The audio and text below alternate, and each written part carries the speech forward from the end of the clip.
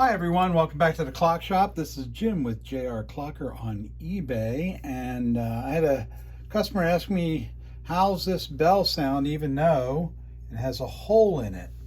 Actually, it doesn't sound too bad. I'm going to actually ring the bell right by the hole. And I'll go way far away. And I'll go over here. I don't know if this is the best thing to be hitting it with, but oh, that hit my finger.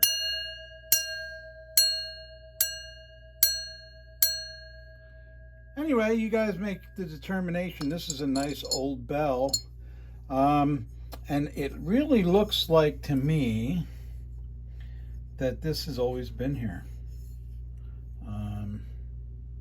It has the same patina inside and the same patina down here. Anyway, please subscribe to our YouTube channel. We'll be putting all kinds of videos up there. You may notice that the scenery is a little bit different. We have moved our shipping to the new clock shop. So, although most of the shipping station is the same, it's still different. All right.